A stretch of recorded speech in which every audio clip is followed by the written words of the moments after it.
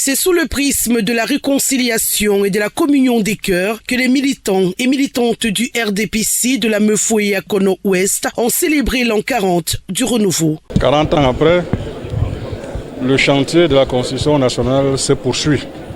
Donc les fils Ngoumou sont là. Qu'est-ce qu'ils ont à fournir au renouveau? Toute leur énergie et leur intelligence. C'est pour raison de fidélité. C'est par rapport à ce que nous avons vu, n'est-ce pas, de ce régime. Nous n'avons qu'à être loyaux et fidèles à ce guide éclairé. Tout a été mis en œuvre pour faire de cette célébration un moment important d'exaltation, de reconnaissance et de magnificence de l'œuvre de l'homme du renouveau en 40 ans de pouvoir. Il y a plein de projets pour les femmes et les financements pour les femmes. Et puis la femme aujourd'hui accède à son domaine foncier sans problème. Elle fait le dossier comme un homme et elle a son titre foncier. Il y a beaucoup d'avancées, on ne pourrait même pas tous les énumérer. Représentant du comité central du RDPC et du chef de la délégation permanente départementale du comité central du RDPC pour la Mefoué-Akono, le premier vice-président du Sénat, Laurent Koudou, a profité de ce moment festif pour appeler à resserrer les rangs autour du président Paul Biya dans la construction du pays. Il y a la politique politicienne qui est source parfois de beaucoup d'intrigues. Lorsque nous passons au vote, il y a des frictions et ainsi de suite. Ça ne nous avance pas beaucoup et nous pensons qu'à travers le développement, on peut réunir tous les fils d'Angoum.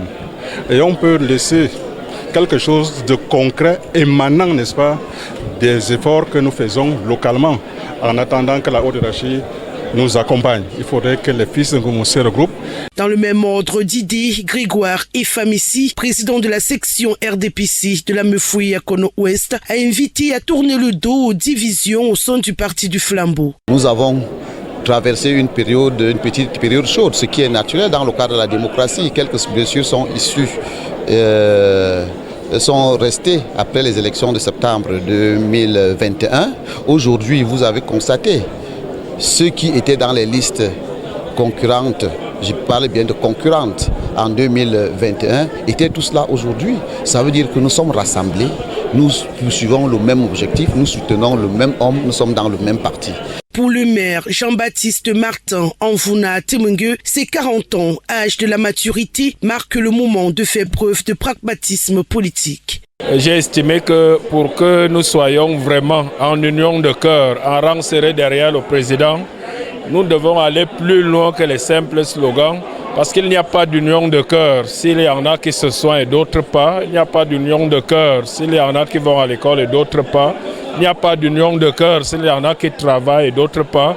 Et que cette solidarité est la meilleure façon pour l'élite et les dirigeants politiques de nos départements de mobiliser réellement les populations pour qu'on ait cette union de cœur. Au-delà des discours, la célébration des 40 ans du renouveau dans la Mefoué-Akono Ouest a été agrémentée de plusieurs prestations artistiques.